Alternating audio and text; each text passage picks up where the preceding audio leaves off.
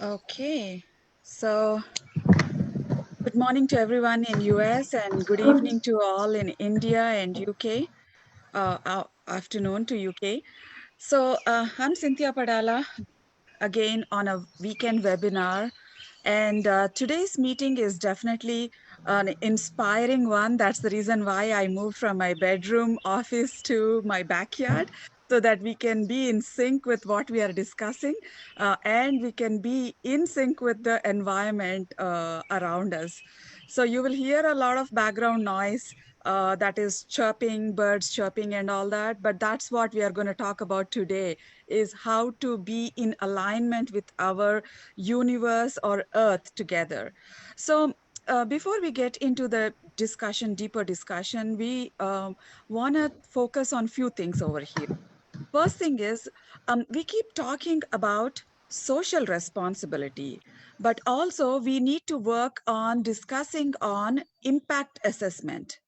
Impact assessment, usually we say that this is only for huge companies, Fortune 100 companies, or people who have like a global perspective on their lives, on their mind. Those are the ones who need to think about impact assessment. But to be frank, impact assessment or impact management needs to start from every single person. It's not just one community or one company or one country that should be focusing on. Every single one of us need to understand that the law of physics matters in every single situation. That is, every action has an equal and opposite reaction. So that also involves with the biodiversity topic we'll be talking about. So briefly to introduce ourselves today, I don't have Naini Padala introducing Sera Foundation or Sera Trust, but I'll do that myself. And then Shruti will introduce, talk about SAVE Foundation and also introduce our honorable speaker today. And then we will give all the floor to our speaker. So briefly about Sarah. Sarah Trust, we have founded Sarah Trust few years ago with an intention of giving back to our community, especially us NRIs. We have taken so much from our country, the knowledge, the ethics, the morals, the commitment, and all these things we have taken from our country come outside of our country and become successful. Now it is time to give back to our country. And with that intention, we started this organization. And with a lot of research and collaborating with a lot of nonprofit organizations, subject matter expert organizations, we have understood that we cannot do all this all by ourselves. And for us to make it happen in a sustainable development mode, we have to collaborate with several other subject matter experts. And that's what we did we have MOUs with several of the government and non-governmental organizations, and we have adopted 40 villages trying to empower the rural community to understand the benefit of sustainable development, to empower themselves and to make their own lives better. So that's what we are doing at this moment with the support of several organizations, and that includes Save Foundation. So without further ado, I'd like to ask Shruti to talk about Save Foundation and also introduce our speaker today. Hi, good evening everyone in India and good morning everyone in US and abroad. This is Shruti on behalf of SAFE Foundation. I would take this as an opportunity. Thank you, Cynthia ma'am. And coming to the SAFE Foundation is a new generation social enterprise which is started in 2013 as a Section 25 company, a non-profit operating from Hyderabad, and this was founded by the visionary leader Mr. Mendu Srinivas Garu. Currently, he is the Vice President of eFresh and he is the founder director of Save Foundation. Save Foundation mainly works in five verticals, which is of smart farmer enterprises and smart agripreneurs.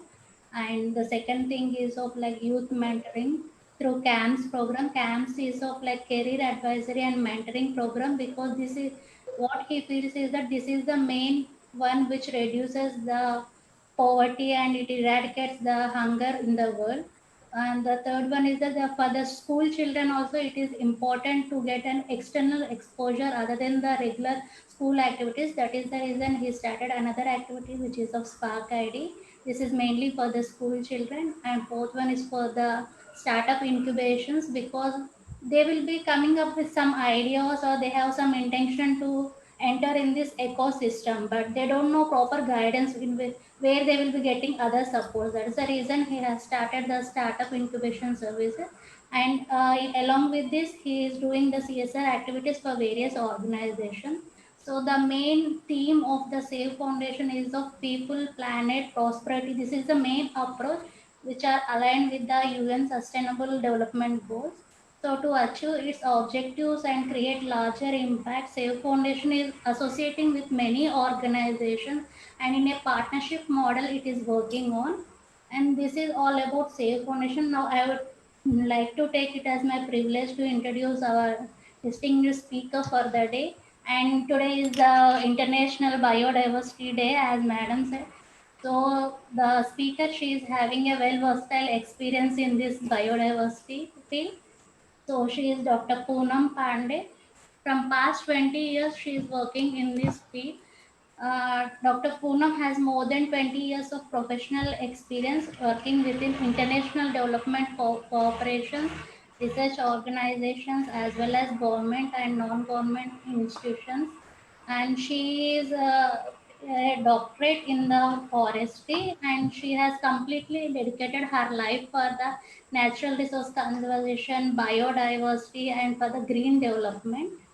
So, for more than 20 years, she has been working for the conservation of this biodiversity by actively participating in the various organizations, various projects, and she has been a mentor for various people who are working in this advisory role.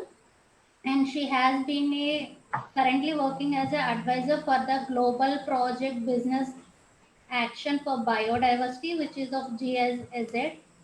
So I would like Poonam madam to take up on further.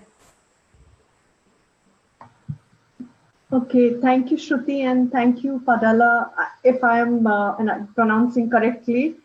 Thank you for giving me this opportunity. And yeah, good evening to my Indian colleagues and good morning to my colleagues at US and UK. My name is Poonam and I'm working with GIZ. So a little bit, I just wanted to share what is GIZ and how we are working on different sectors. GIZ is a German International Corporation, and it's a company 100% owned by German Ministry, where we work in India, and not only in India, however in 150 countries, in collaboration with the different state governments or central governments.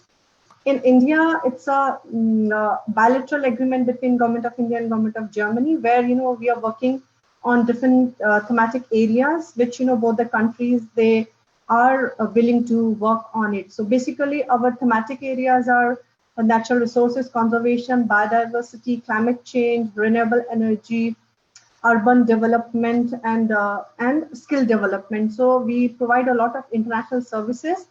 However, the current program which I am managing is a global project. It's called Private Business Sector for Biodiversity, where we are working in 3 countries, India, Mexico, and Brazil. And the main objective of this program is to integrate biodiversity issues in private sector, because when we talk about biodiversity, its conservation, a lot has been done by the government institutes, where these protected areas and other institutional mechanism is available. However, when we talk about engagement of private sector, definitely, there we need a lot of collaborations, cooperations, and also co-creations. So with this, I have a small presentation. I would like to share my slide. I'll be giving you, some snapshots. What is biodiversity? How climate change is impacting biodiversity? And of course, yeah, experience from our project, how we are working in India with different sectors, especially the spice sector. What are the challenges? And then I'll be opening this floor for, discussions and question answers. So just give me 1 second to share my screen, and please tell me if it is visible or not. So can you see my slide? Yes, Miss Poonam. Yeah, we can see it, ma'am. Okay. So when we talk about biodiversity, so today's title, I am going to talk on biodiversity in the era of climate change, experience sharing from India. From Mahatma Gandhi, who said once there is with this we can see current situation where we are facing this pandemic or COVID, where everybody is struggling and it has impacted a lot. So with this the topic biodiversity and ecosystems, at times when we refer biodiversity, many of us understand biodiversity just only the plants or the animals, either panda or tigers or lions. However, it's a lot. If we talk biodiversity, it's all form of life, whether it is plants, animals, microorganisms, everything that comes under this earth is called biodiversity. It is from all sources of life, whether it is terrestrial, aquatic, or arid, or forest, or agriculture. And not only the individual species, however, it is a diversity of genes, species, and ecosystem.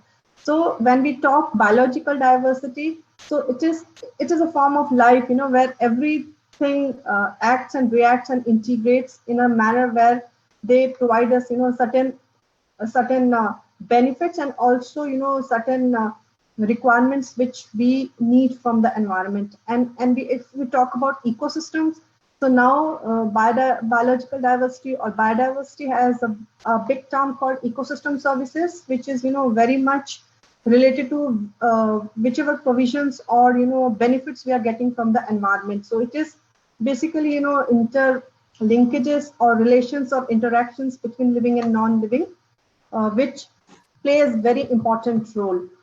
However, when we talk about biodiversity and status, it's at a stake.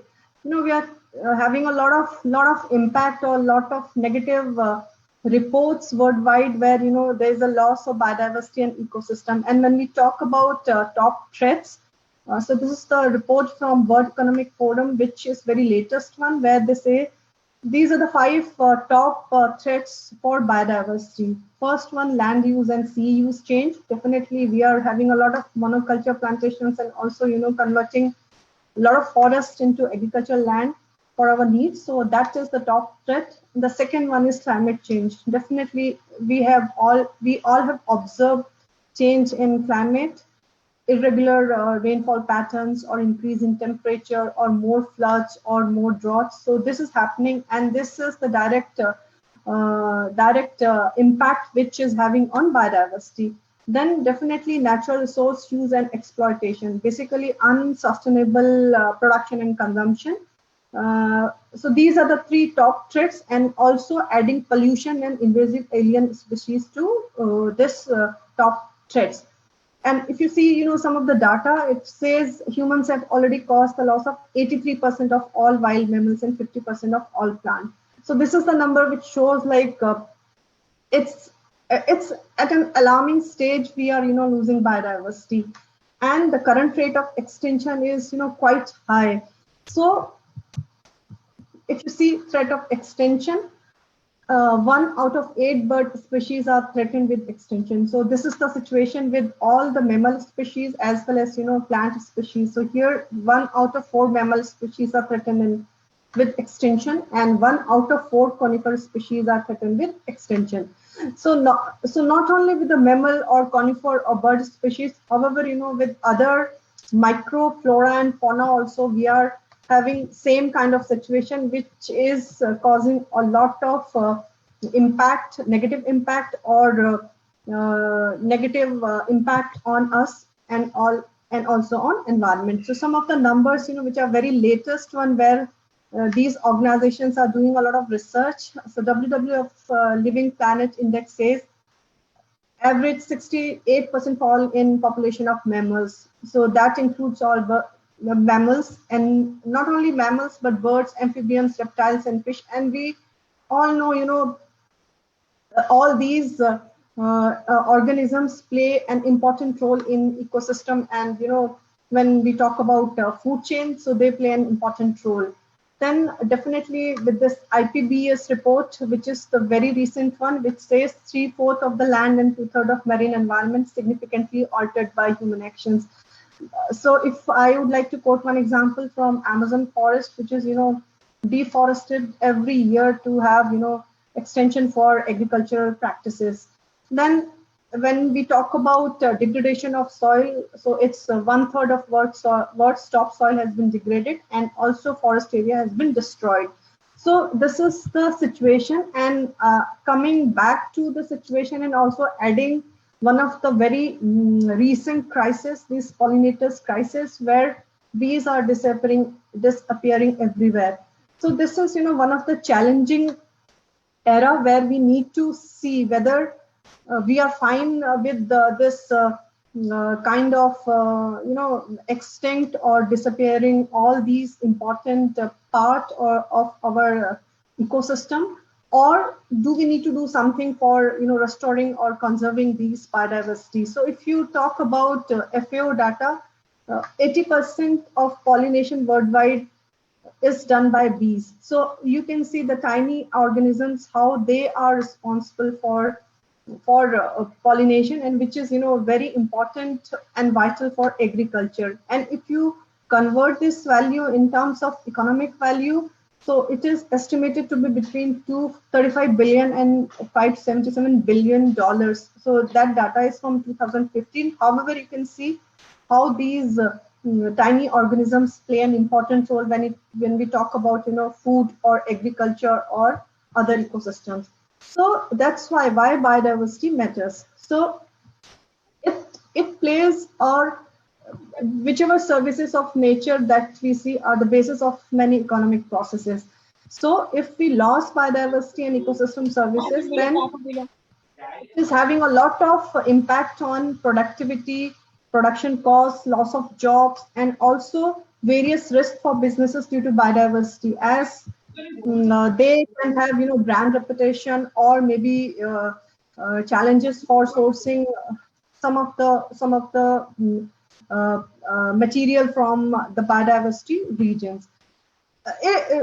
When you talk about biodiversity, we can have, a lot of things which for everyday's use we use, either food, raw material, medicinal resources, fresh water.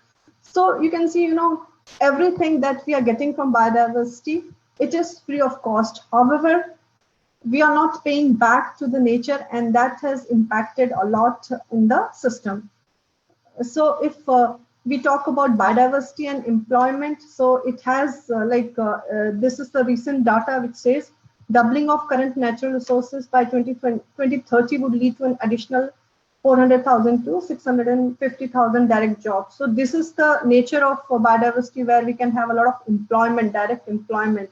And also when we talk about nature positive economy, it can create up to 395 million jobs by 2030. So it's not only we are talking about plants, animals, or microorganisms. However, it has a lot of impact or lot of correlation with the economic activities, which we talk a lot nowadays. And in terms of financial resources, more than half of world's GDP, if you talk in numbers, it's around $44 trillion of economic value generation is moderately or highly dependent on ecosystem services. So you see, it's a huge amount that we are getting directly from ecosystem services. And also, if there is a market opportunity for $12 trillion, by achieving SDGs, and many of which are related to biodiversity. For example, ecosystem services, food and nutrition. So if you see, it's not only conservation of biodiversity, however, sustainable use of biodiversity is also very much important when we talk about biodiversity, and also investing in biodiversity as a safeguard to reduce risk of future pandemics. So this is the latest IPBES report, which says, and this we all can see with this pandemic which we all are facing. So 2020 was the super year, where all these post biodiversity framework discussions were going on. However, now with this COVID year that has been shifted to 2021, where in Kunming, China, this post 2020 framework on biodiversity is going to happen, where different stakeholders, government, non-governmental, private, or other institutions, they are having this new framework, which will be applied for next 10 years by 2020, 2030 with certain goals and indicators, and also by 2025 how we can achieve this CBD's vision of living in harmony with nature. So a lot has been going on when we talk about policy level interventions. However, when we talk about ground implementation or integration of biodiversity issues within supply chain with the private sector or different organizations, still there's a challenge. So just a few examples from India, where this climate change, how climate change has impacted biodiversity, and I'm quoting here example from spices, because my current project, we are working closely with the spices sector, and also trying to integrate biodiversity aspects into their supply chain, because more and large spices sector are dependent on biodiversity because they procure all this raw material from biodiverse region. However, they are also having a lot of impact, negative impact on biodiversity because of their unsustainable production practices. Also, using a lot of pesticides and chemical fertilizers, which is a direct impact on biodiversity. For example, pollinators. Bees are bees have disappeared and disappearing because of a lot of lethal pesticides farmers are using in India from spices sector, especially when we talk about cardamom or cumin. So it's all interlinked. All these crises, when we talk about COVID or recession or climate change or biodiversity collapse. So it's all happening all together. And how to work on these individual threats, it is also one of the challenge, because again it is interlinked. So when we talk about climate change is likely to become one of the most significant drivers of biodiversity loss by the end of century. So these kind of reports or figures are coming in, and how to work on these issues, that is also it's not going to work individually. It is going to work in a collaborative mode, in a networking mode, or close cooperation with governments or different actors which are part of the system. So if you talk about species and other ecosystem services or vector-borne diseases, it's all loss of biodiversity because of climate change. So there are direct and indirect impact of climate change. If you talk about Western Ghats, we are working in Western Ghats, which is the southern part of the country where most of the spices are grown. However, farmers are facing a lot of challenges when it comes to production or productivity, because they are facing very erratic climate. So in Kerala itself, change in rainfall pattern and temperature has impacted a lot of issues with the farmers on production of different spices which are very endemic to that region. However, if you talk about indirect impact of climate change, so a lot of pests and diseases are seen in the farms. So recent locust attack is one of the example, where a lot of locusts, they have encroached all these cumin farms in Rajasthan. So these kind of challenges are there with the farmers, and if we are not going to have this collaborative approach or this networking approach, individual farmers are not going to work individually. And also not only change in water availability, sea level rise. So these are the examples where we can see a direct impact of climate change on spices and also different production systems or different species. So for example, high temperature when is seen in black pepper, so it's like they cause spike shedding. So all these are linked to the farmers production system, where if they are not going to have good production for their spices or their species or their produce, then there will be no market for them. So in that sense, they are going to have an direct impact on their livelihood. So likewise, there are many examples where farmers were facing a lot of challenges when it comes to climate change. So these are few of the data which were taken during our study in 2018 and 19, and it was observed like around 48,000 hectares of the land were affected due to this untimely floods and irregular rainfalls, so that a production loss of 25,000 metric ton was seen. So, and it's a like huge value in terms of money when we talk about, so 12,000 million INR. So in that sense, farmers are facing these kind of challenges which are directly related to their livelihood. So what do we do and how do we do? First is to stop climate change. How? There are many methods. So it's not we are going to have individual efforts. However, collaborative, cooperative efforts are going to have a large impact on slowing or stopping this climate change. Deforestation, not going for forest deforestation, because forest is also seen as a sink for carbon dioxide, which is extremely helpful against climate change.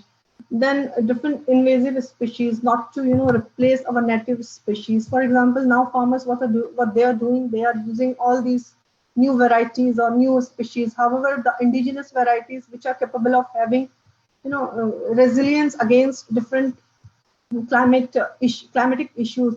So go for traditional varieties, traditional species. Then reduce. When we talk about how to reduce, in farmers field, a lot of farmers are using chemical pesticides and fertilizers. Instead of that, they can go for natural farming or organic farming or different regenerative organic agriculture. So there are many ways where they can reduce at least, or minimize the impact on biodiversity. So it is not only the animals here. If we are using this pesticide and chemical fertilizers, they are causing a lot of destruction or degradation of soil, lot of microorganisms which are very important for crop production. They are wiping off, for example, earthworms, then small ladybird beetles. So with this pesticide and chemical fertilizers use, all these tiny organisms are not seen in the farmer's field.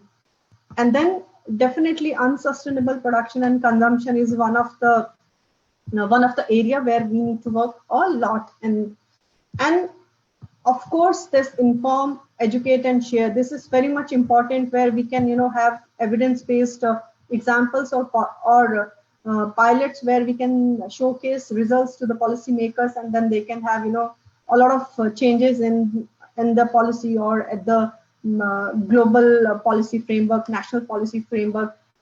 Lot of awareness with producers, consumers, private sector, and relevant stakeholders. So it's now time to act. So, and also from individual perspective, how we can be a part of this solution. So this is the like main message, how we can individually work on different solutions, so that at least we can act on stopping biodiversity. So basically, from the project, we were able to introduce biodiversity-friendly spice production in India, and this was done with the private sector, especially the spice exporters who are exporting spices from India to different countries, and their sustainability was one of the challenge. And not only sustainability, but the entire group of different issues which were seen together. So what we did was, we did holistic view at value chains. Then we analyzed how these, what are the gaps in, value chains or supply chain, and where biodiversity assessment can be done. So we did this assessment with different biodiversity companies and also advised them how they can integrate biodiversity. So it's the project, basically it's a German funded project from German Ministry for Environment, Nature Conservation and Nuclear Safety. And we are working in 3 countries, India, Brazil, and Mexico. India is the spices sector. However, in Mexico, we are working on agave. Agave, again, is a plant which is, pollinated by bats. However, due to unsustainable or unsustainable cultivation practices, their population has been extinct or to be extinct. So There we are working on bat-friendly agave production, and in Brazil with the Cana Uva Vex and different farms. So it's a global project, headquarters in Bonn, and also we are working with different partners in India. So basically, what we did was we developed biodiversity action plan, which is one of the methodology or tool where farmers or companies or individuals can implement biodiversity on their farm, and also not only in their farm and in around the farm. There we did a lot of training programs to build capacities on biodiversity aspects on farm level or at the company level, where a technical team of companies, they can work on biodiversity issues, and then also supported implementation of biodiversity action plan. A lot of work was done on conducting awareness workshops, sensitization, and so some of the results that we have achieved, already 100 biodiversity action plans have been implemented with farmers, and also assist 7 major spice exporting companies, where now they have a dedicated fund or financial resources to integrate biodiversity into their supply chain. So that was one of the success from our project, and also with the results which we were able to produce during this pilot phase, where resulted into a national sustainable spice program, where government agencies and other international organizations, they have joined hand together to have India's spice production by 2025 at least 25% of the spices grown as biodiversity compliant. So that was quite success for us, and globally we are working with different organizations like Rainforest Alliance, Global Nature Fund, UEBT. However, in India, Ministry of Environment, Forest and Climate Change is our main partner, where National Biodiversity Authority, our nodal agency, and also working with different organizations. So now it's time to rethink how to promote biodiversity conservation, strengthen biodiversity finance. A lot of research is required on biodiversity friendly production, employment, and also, as Madam said in the beginning, impact assessment. It's not only for the bigger ones. However, how to engage private sector, especially small and medium enterprises, where they need a lot of hand holding and capacity development. Then rethink subsidies and regulations, because at times many of our subsidy program policy regulations are crucial, and also they are very negative kind of impact on biodiversity issues. So just to conclude, it's very important topic, and climate change, biodiversity, and production or agriculture production are closely linked. So it's time to think what we can do and how we can do. Thank you very much. And now I request for questions or remarks or any further input which you would like to give. Thank you very much. Thank you so much, Ms. Poonam. This is a wonderful, enlightening discussion today we had, and the presentation brought a lot of things into our view that common people are really not aware of. And I have several questions actually pertaining to what you have spoken. But before that, Nirja ma'am, good evening.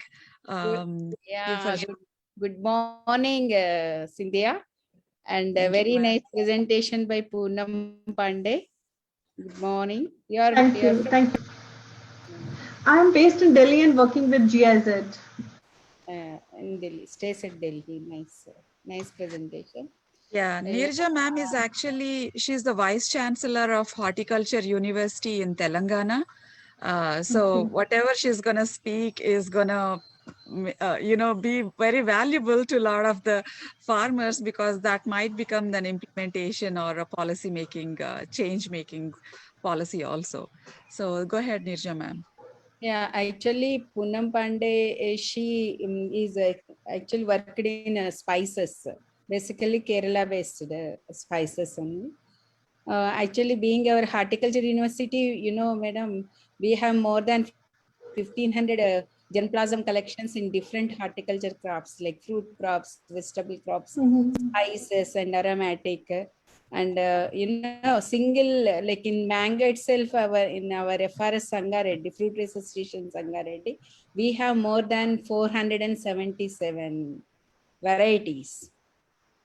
Apart from the introduced varieties from other countries and our native also. As you said, so to protect our natural fauna, flora and fauna. So everyone has to be play important role. So not only on this today, like International Biodiversity Day. So every day we had to be concerned about the each and every species existing around us in our environment. We had to show the concern, like including plants, animals, every creature. So Thank you, it's madam. nice actually. So here one thing I want to contribute: if the farmers themselves, if they maintain their native species in their villages, like the best example is Deccan Development Society from Jahirabad. So where from Medak district in Telangana. So they used to maintain all kinds of different kinds of pulses, cereals, and like millets, all the things they will collect and store in their so at villages by using their ITK technology, indigenous technology in the pots like that. And they will actually the one rule they will follow, they will provide that material in condition that they have to give back the double amount. And so they used to celebrate that Pata Pantala Panduga, means the old traditional, the cultivable that agriculture crops festival they used to conduct every year also. So that's a great thing actually. By that, so it's very familiar. And so like millets nowadays we are so eating. So awareness is created. That is eating of the millets which containing more amount of like calcium, magnesium and other minerals, more fiber, like all several kinds of millets, so like korra, ragi and variga we will call it as. And different kinds of pulses we have, our native species, they had to supposed to be protected. And we had to popularize those ingenious and conserved species among the farmers.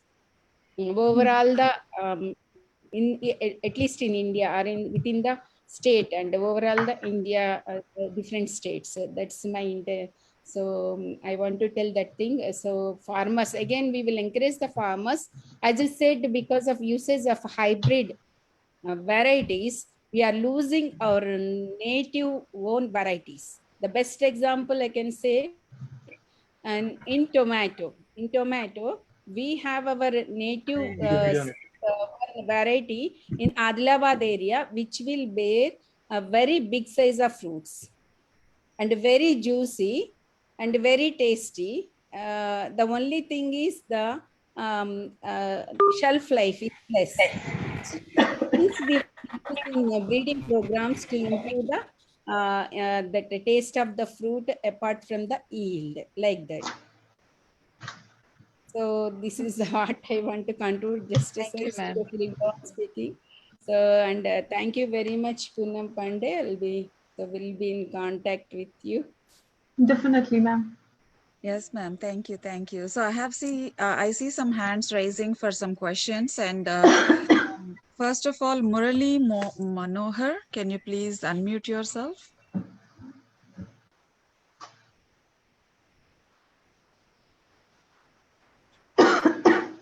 Murali Manohar, or you can type your question to unmute yourself.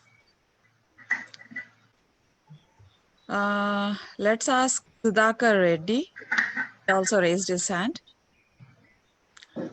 Please type in the chat box if you're not able to unmute yourselves. So while they're doing that, ma'am, so I'm going to ask some questions. first thing is, of course, the knowledge is great. And we, as a nonprofit organization, we work on the ground level with our volunteers and also our employees. Mhm. And we see that there is a huge gap between the knowledge that is there and then what actually is happening in the villages. Of course, you have also mentioned that in your slide. But for us, I have seen that, taking few steps, coming towards the gap has to be filled from both ends, right? We don't want to create a bridge and then let that bridge be somebody else. It should be the knowledge partners themselves coming one step forward and the farmers coming one step forward so that we all can get aligned. For that, what are those simple steps that you would suggest from your end and also from the farmer's end to come to meet at one happy medium? That's my first question. Yeah, it's a good question, and in fact, we are also trying to do similar kind of activities or job on the ground. However, there are certain challenges. But what I would like to, as our work is basically trying to integrate farmers with the private sector, and there many examples exist where these private companies, they have their backward integration program where they are directly working with the farmers. However, what from the project what we are doing, we are trying to create or trying to work with these companies so that we can train their field teams or their farmers, or so that once they know there is a like benefit when they're going to have all these sustainable production systems in place, and they will get good value from these companies when they're going for biodiversity friendly production of spices or any other produce. Then with this small group of farmers which are part of this private sector engagement, then the message goes to the entire village and the entire blocks or districts, and then they are quite interested to work on different issues of biodiversity.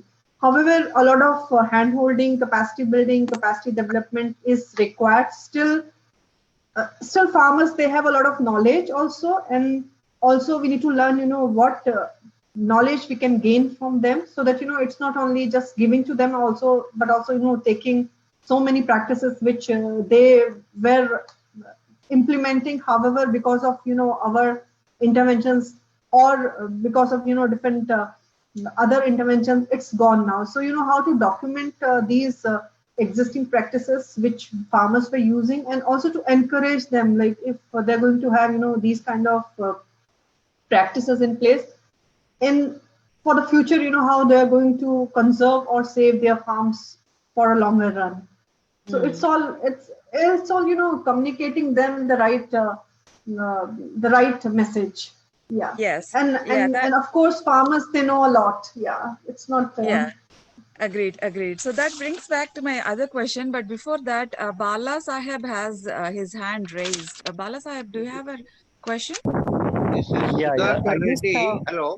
This Yes, is please go Sudhakar ahead. Reddy. Yeah, Hello. Sudhakar Reddy. I think, yeah, you raised your hand before and we gave And, you an opportunity. I Please go couldn't ahead. unmute.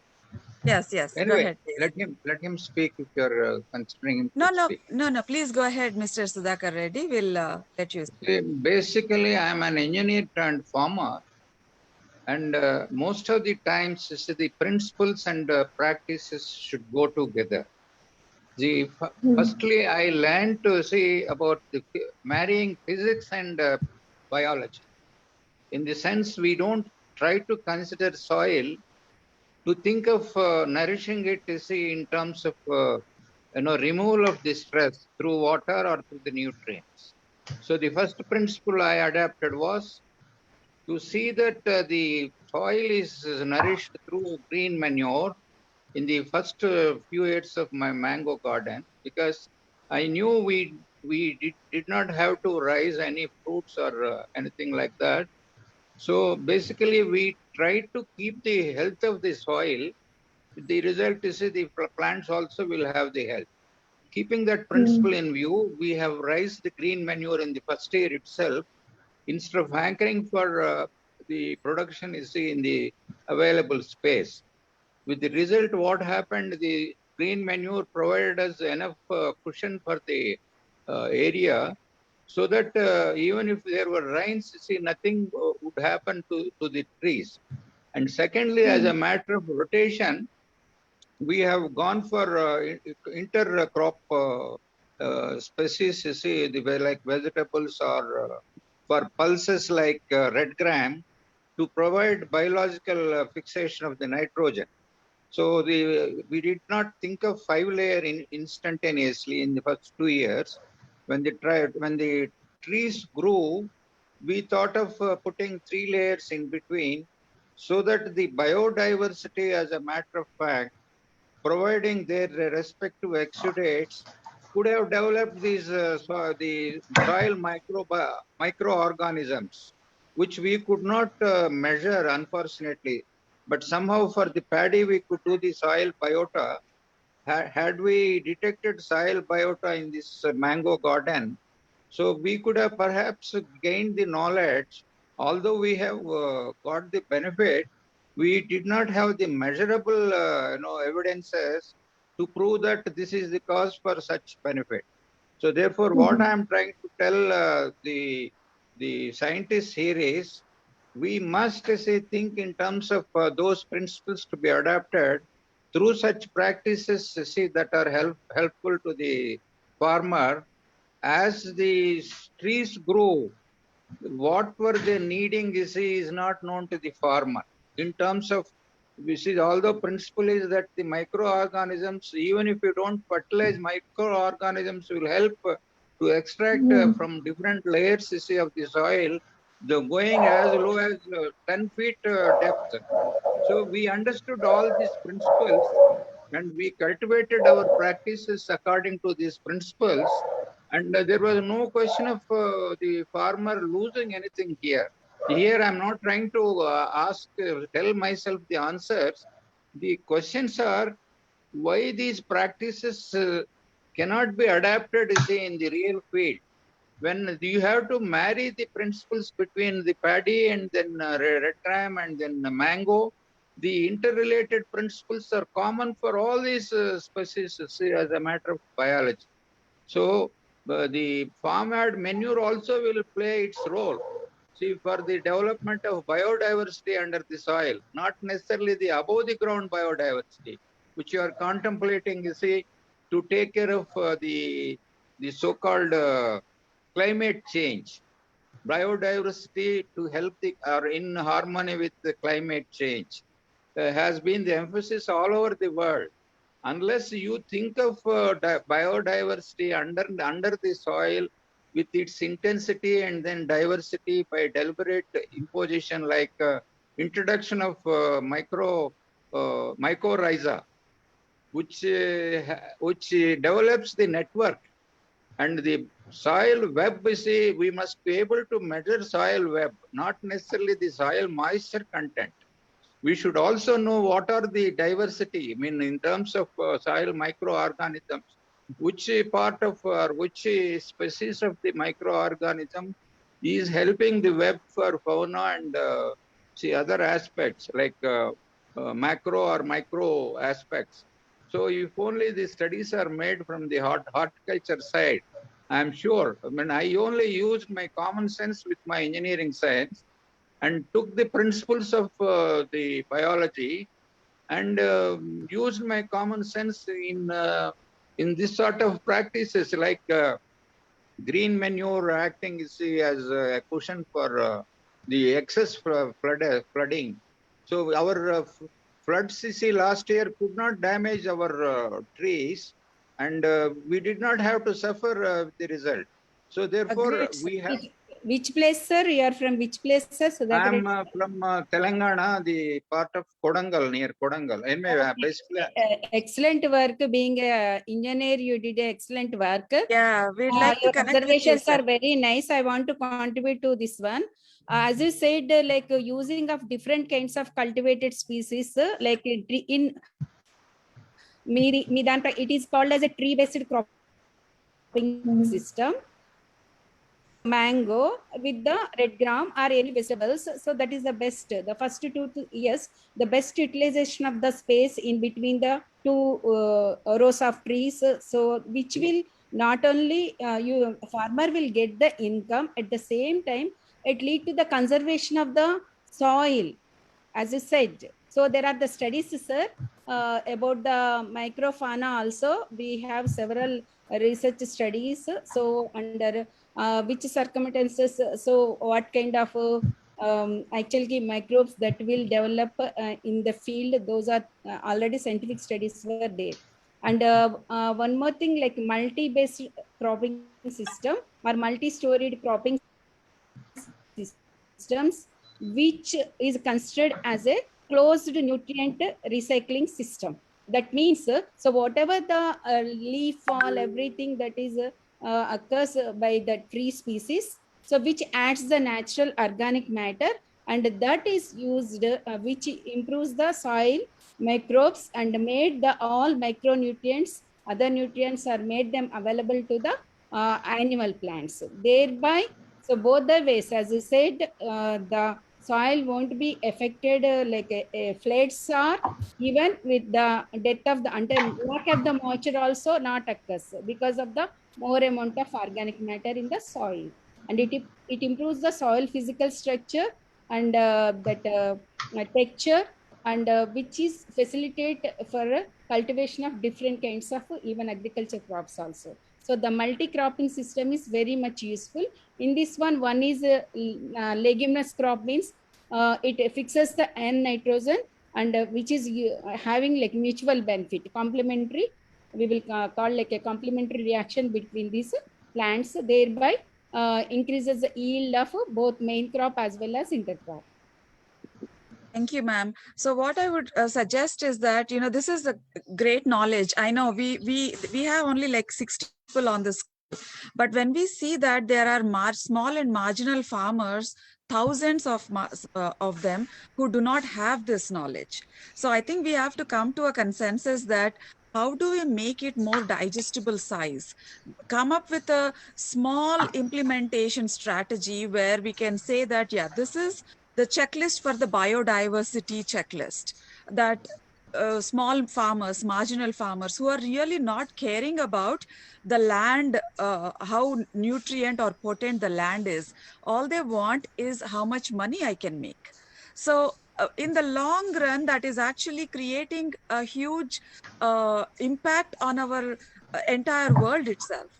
So, Ms. Poonam, I wanted to ask you, I think there is one more person here who has raised his hand, but Ms. Poonam, what are your thoughts on creating that kind of a checklist that you mentioned over here is biodiversity compliance for farmers, not for organizations, right? But for farmers. Yeah. Thank you. And it's a very relevant question for us because we developed this tool called Biodiversity Action Plan. So exactly this talks about different practices, checklist, and not only like how farmers can go with different practices, which Madam also mentioned, and also Mr. Reddy. So different practices under one ambit, how farmers can use.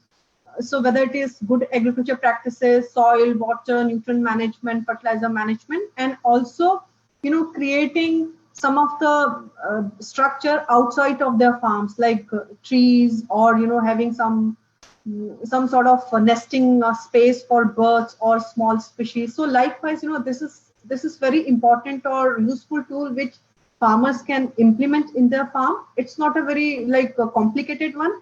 However, to see the progress or to see the impact, where, for example, if farmers, they have identified like 2 measures they are going to implement on ground when it comes to biodiversity. So we also have developed a biodiversity action monitoring tool. By implementing that, farmers can see progress in consequent years. Like for example, if they have a goal of reducing pesticide by 15 or 20%. So year on year, they can see like how they are reducing that usage of pesticide, and also how it is going to have an impact on soil microorganisms. For example, mycorrhiza or other soil earthworms, how they are increasing. So this kind of this tool or framework is available with us. What I would like to say, definitely a lot of trainings or capacity development programs we can organize if we can have some sort of collaboration. This the current project, however, is ending in August. However, we have a new project which is starting in March, already started.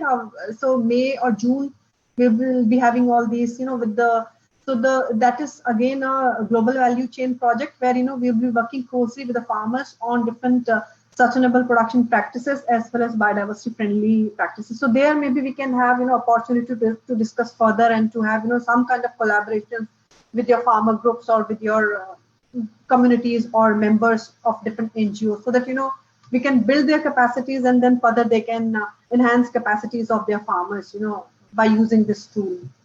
Yes, ma'am. Definitely, that is quite possible. Yeah. Yes, yeah, that is really important for us because we want to take it to the farmers. And as Neerja ma'am is saying, we have entire Telangana here at your disposal, right? We can also start taking some pilot projects maybe with Mr. Sudhakar Reddy's farm or some other farms, right? Integrate all this knowledge and start taking those steps towards that success. If we can collaborate, that will be really helpful. So let us make that as one of the action items of collaborating together. Then I will let Mr. Bala Saheb also ask question. We are ready to help, madam. We are ready to help, collaborate. Thank you, sir. Yeah, please leave your message, phone number or email, and we'll get in touch, sir. We want passionate people like you all to be, together and brainstorm and make this happen.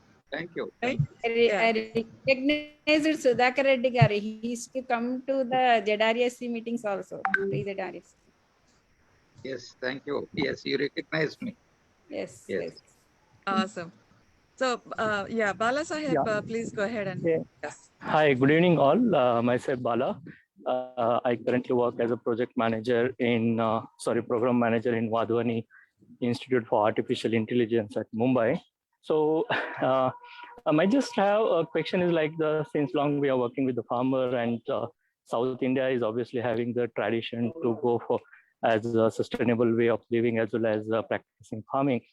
So my just question is biodiversity management is very much a monumental task as well as a very complex task, right? So from the perspective of farmers in the short term and long term thing, farmers are very short sighted, they're looking for the short term gains, right?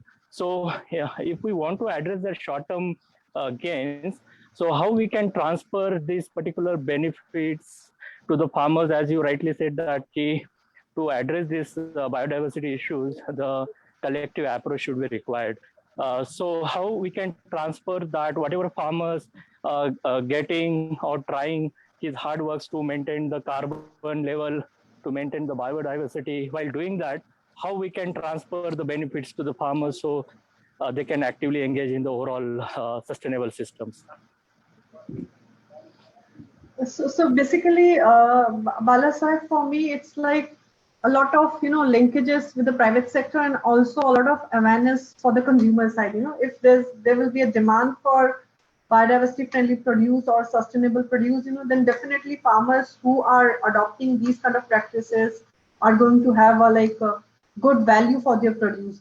So that we are trying to establish with the private sector engagement. We are trying to establish this co-creation kind of network where we train farmers on sustainable agriculture practices or biodiversity issues, and then on the other side we also work with the consumer and the private sector where they demand for such produce, and at the end the beneficiaries are the farmers. So in that sense,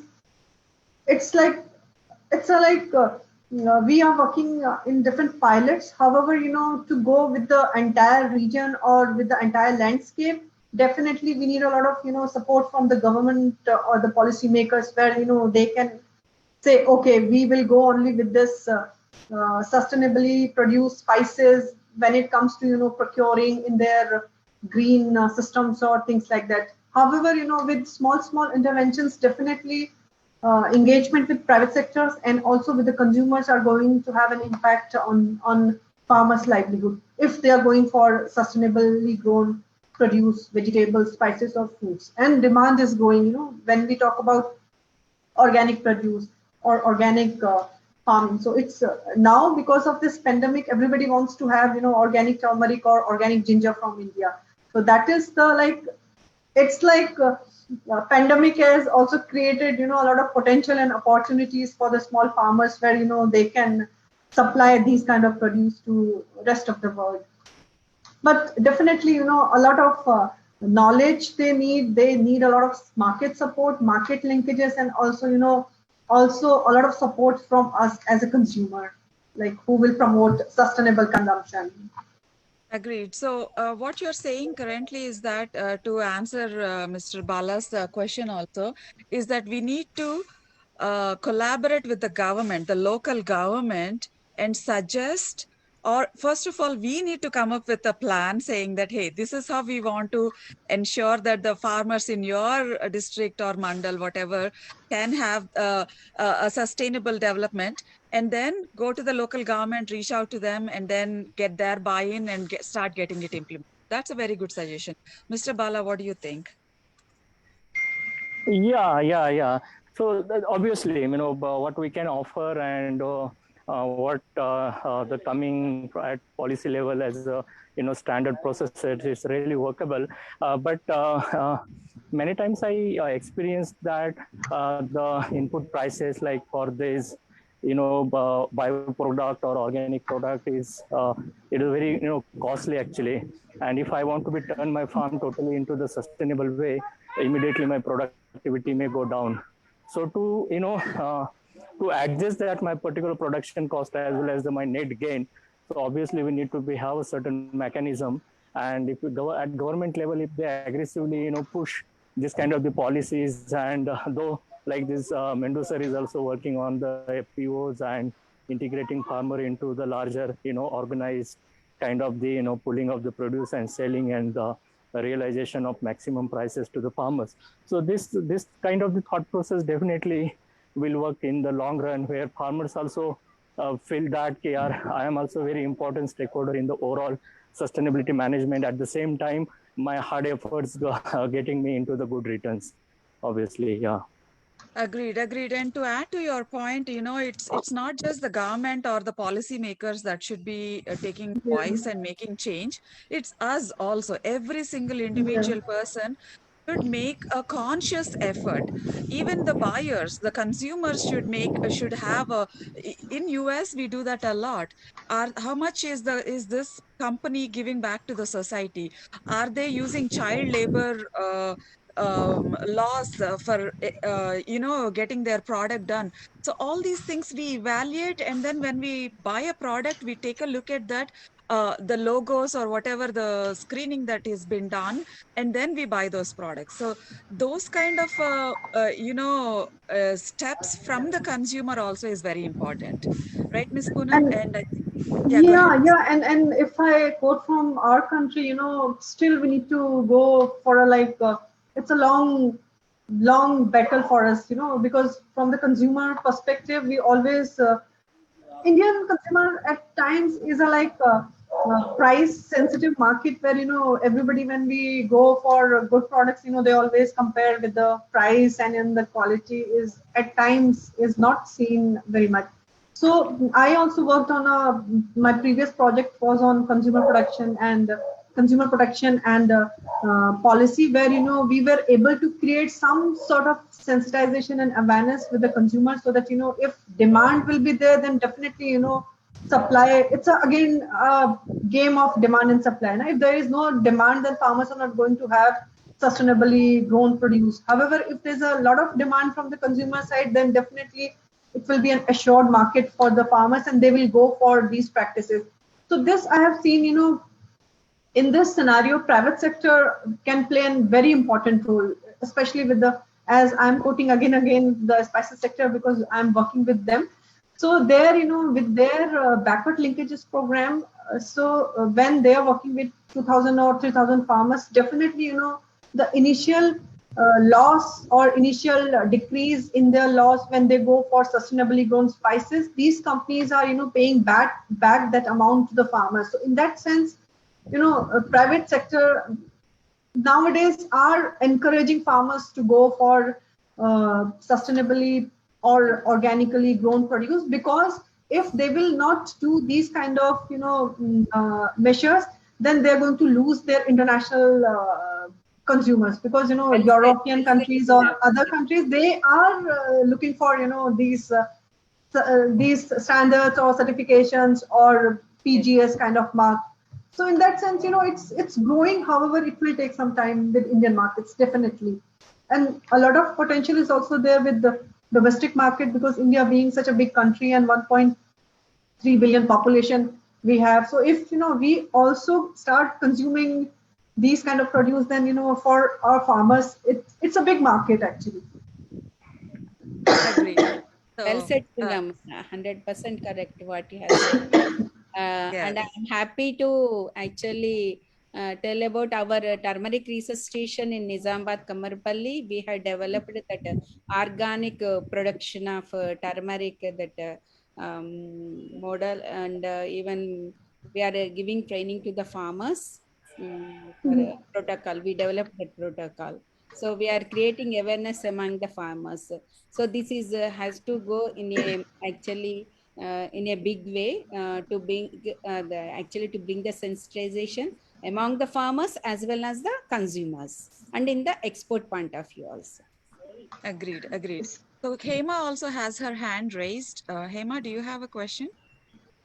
Good evening, everyone. I'm Hema, and such a wonderful discussion. I'm quite excited listening to each one of you.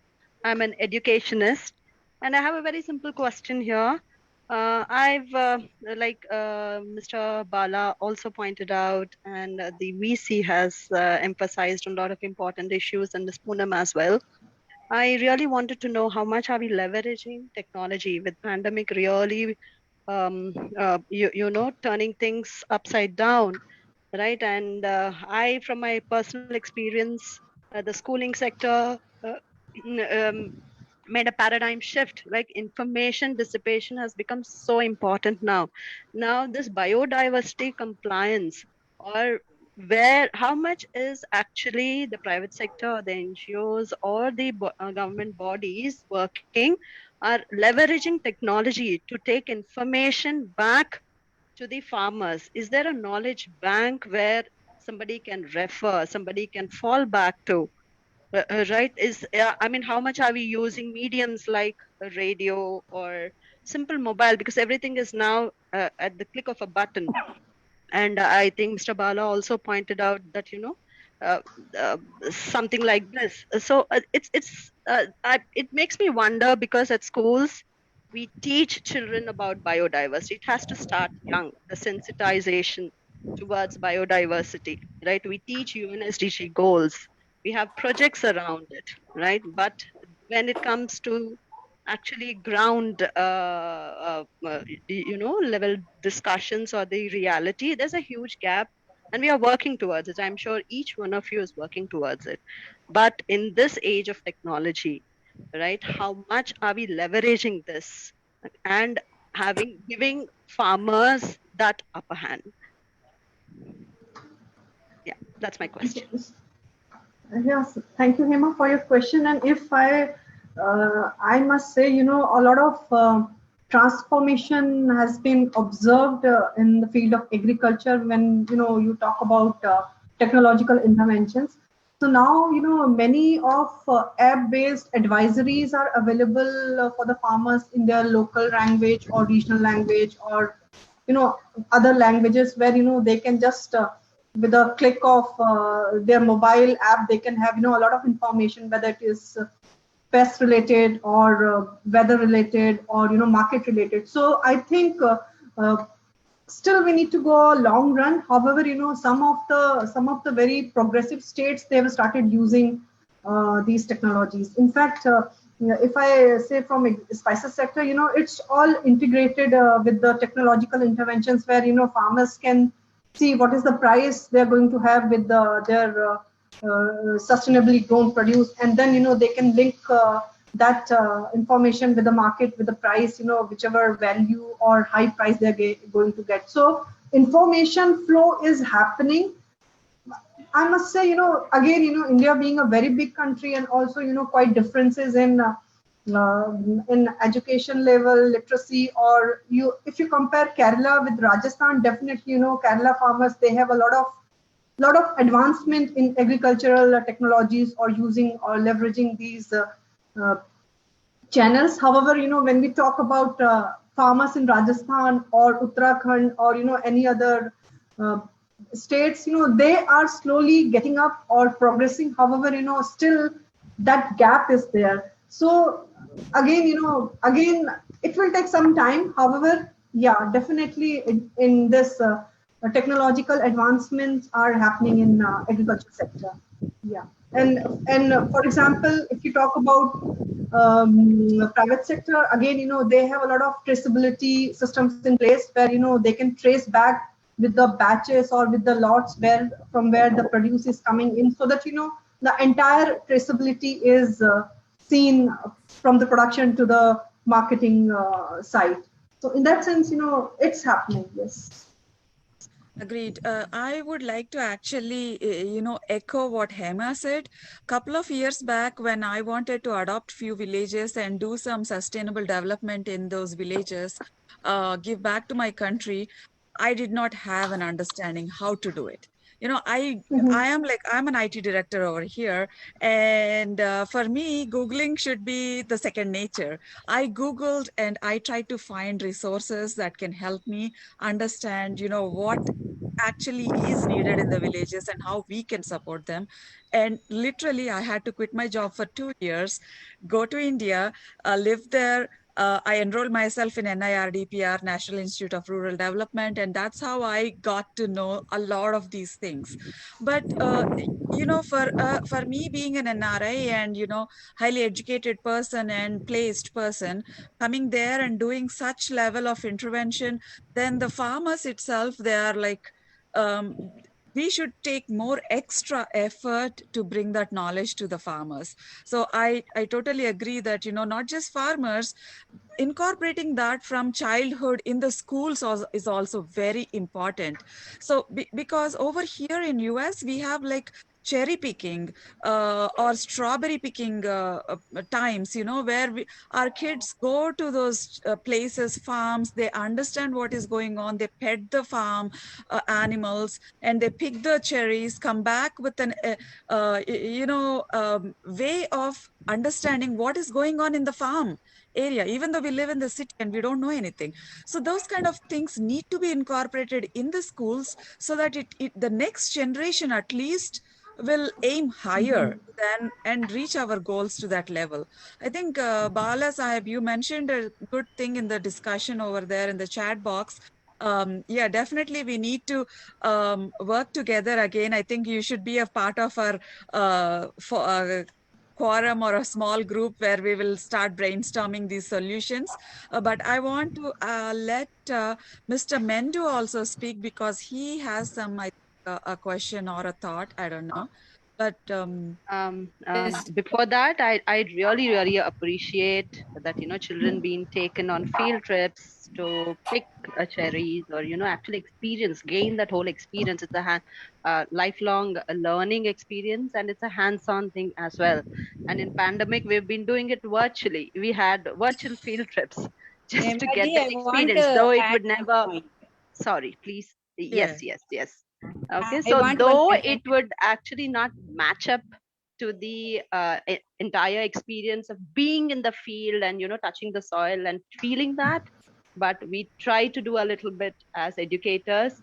We still look forward for the pandemic to end, and, start some good programs with the help of the government and the private sectors, where children sensitivity towards biodiversity amps up in multiple folds.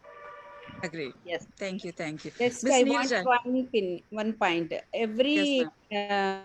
Every year December 3rd is going to celebrate as a agriculture day. Farmers. agriculture day. Oh, So okay. only the school children are encouraged to participate in this program. So it is to be organized since last 3-4 years by PJTSU Agriculture University, and we thought of so taking into consideration that, so if the pandemic situation over and permits us in our horticulture university also, we thought of celebrating, which will give opportunity to the young minds, that school children, they can come and visit these naturally, so the real the horticulture crops or agriculture crops in the field, they can experience it. So this is a very actually good program. So we can look forward for this. I think, yeah, that's a great one, ma'am. Yeah, I think we should all promote it, right? Not just in your university, but let us reach out to our Yeah. collector, ma'am, also in Vanaparthi, and we can promote some similar kind of activity in our district. Mr. Mendu, I know we are past Yeah, 20 thanks, minutes, Divya. but Yeah, yes. and thanks to everyone, and especially to Poonam. It's really great to have her on this wonderful occasion, International Biodiversity Day. We have the right person who has domestic and international experience, and also I'm really overwhelmed to see a diversity of the people, participated today. So nice, Sudhakar Reddy garu, who has a lot of practical experience, and Vice Chancellor Madam is there, Hema from Education industry, and then Bala from artificial intelligence. Everyone spoke actually. It's not just like only listening from one side. I just wanted to put all these critical observations together to answer that, to summarize. See, the biodiversity is a very big thing. Actually, this entire ecosystem depends on the biodiversity. That is the reason why the recent UN Biodiversity Conference spoke about the business models in the biodiversity, where we got a chance to meet, and then we also got to understand the global initiatives, how biodiversity has to be integrated in general agricultural activities, irrespective of it's only spices or something. Of course, spices have been forefront, where because they are closely grown in association with the biodiversity regions, so the industry is able to get it. But my understanding is that we need to take this to a larger section across the country, irrespective of the agroclimatic that is what exactly Sudhakar Reddy sir is mentioning, that we cannot see only the above the soil, we need to see below the soil also. And coming to the points raised by Bala, how the farmers will be motivated, because in India the biggest challenge is all about small and marginal farmers. We have the biggest challenge is that integration of various brilliant departments and brilliant initiatives by the government of India or state governments who have immense funds they are spending in terms of be it forestry, or be it direct benefit transfers to farmers, or be it irrigation development, or even soil conservation, or employment guarantee scheme, where uh, the wage employment works have been being provided to the people on ground. So these all are actually going in a different isolated ways. So just think over if it is integrated well, rather than subsidized way, if it is integrated well towards incentivizing for adopting the good agriculture practices, where biodiversity is going to be integrated. I mean, it's going to be one of the ingredient, or one of the component which is important. No one can negligent this. So rather than just giving money to directly to the farmers, irrespective of his agriculture practices, just 5,000 6,000 per acre per year, doesn't make any sense. Yeah. Because we don't even know that the farmer is actually buying the seeds, or using the right practices or not. Nobody knows. And at the same time, government is spending so much of money on plantation drives, like Haritaharam initiative is there. Thousands of crores of the money is being spent every year just before the rainy season. So again, we will see that after some time now, that the government will ask, various departments and then everybody to go and plant trees. It is fine, but these trees are supposed to be planted within the farm, where the farmers are actually cultivating, where they are doing the agriculture. So that is actually going to change the entire ecosystem where we really lack today. The India is really suffering from the poverty of the biodiversity. So it all starts from there. So we are really drained with our ancient knowledge and the enrichment what we used to have during our forefathers, the generations they enjoyed it. Today we are deprived of it, and this is the reason why we are suffering with the different kind of challenges. And the diversity of the problems are more than the biodiversity opportunities what we are having now. That is where unfortunately a sad reality. So if you look at that again, this livelihood activities, the rural employment guarantee scheme earlier, which is diverted the labor force from the agriculture activities to non-agriculture activities, where a lot of money is being spent. So if it is properly converged into the agriculture activities with the incentives, that is where actually we are lacking. The policy level, these are the things we actually need to put together. Same time for the irrigation. Irrigation is just not about the pumping the water to the farms. It's all about consuming the electricity at a large. So the farmers are one side are being told that the electricity is free. The farmer can use, at the free of cost. What for they are using this?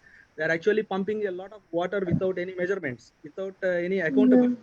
And this is again coming back to the exchequer, and then the state governments or central government is suffering by diverting the money for the electricity bills.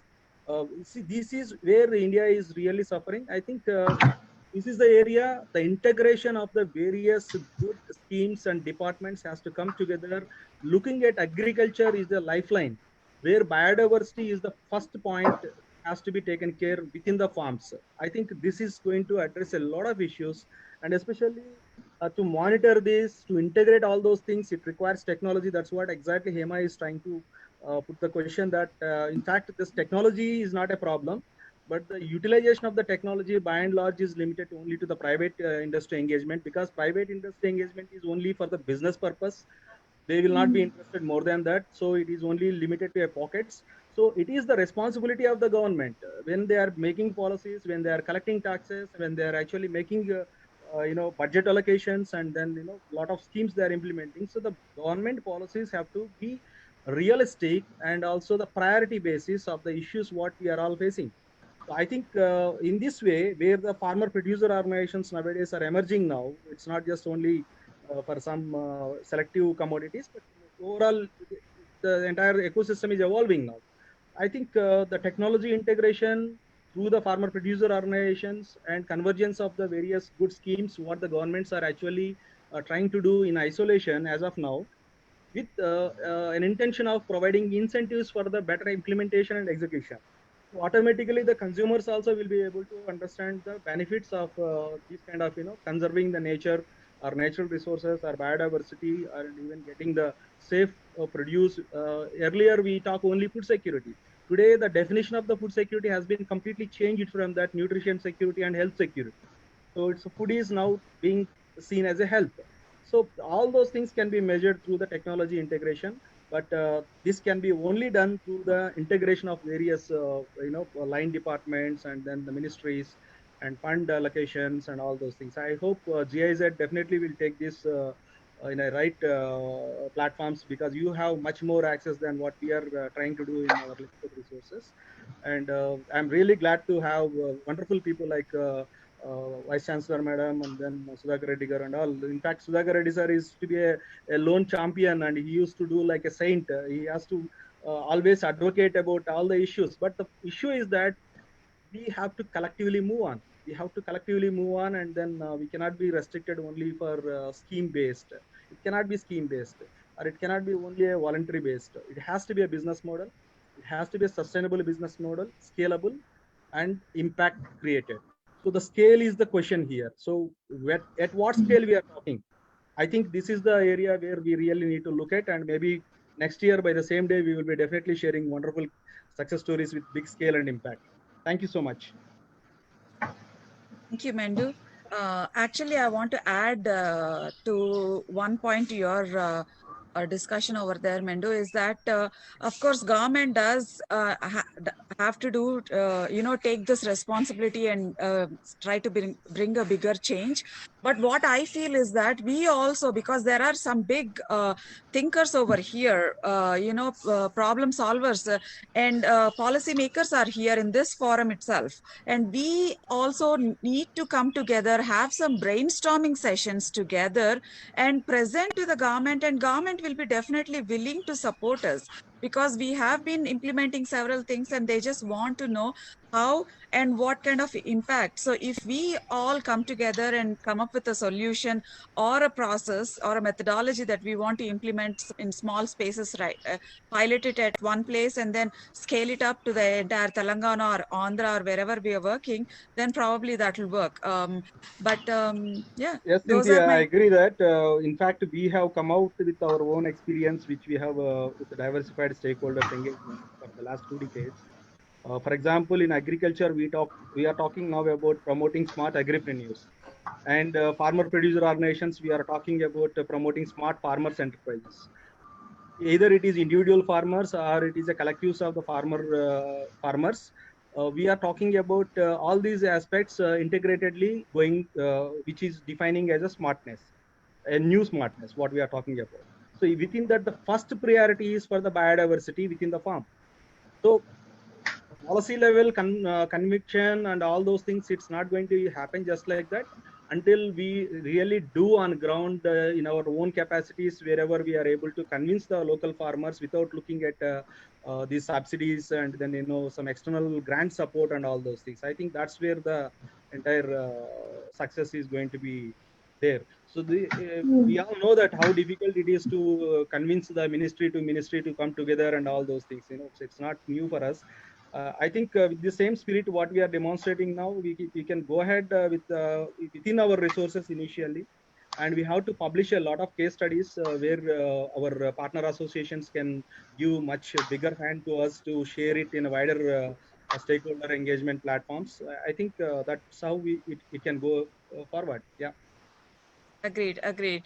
So yeah, we are half an hour more than what we said, that it's a 1 hour session, but it's been so interesting that we all extended this to a 1.5 hour session. So Ms. Poonam, I know this has been an excellent discussion. Any closing thoughts or suggestions and next steps, please?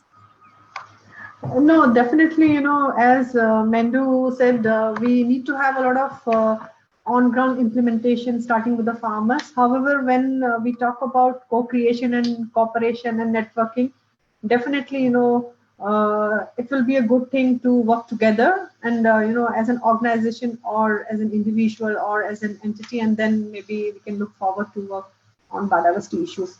So definitely you can contact me at any time, and with our resources and also our linkages with the government, we can also try something from our side. But definitely with our current projects, there's a scope to have some kind of collaboration that maybe we can see how we can proceed with that cooperation.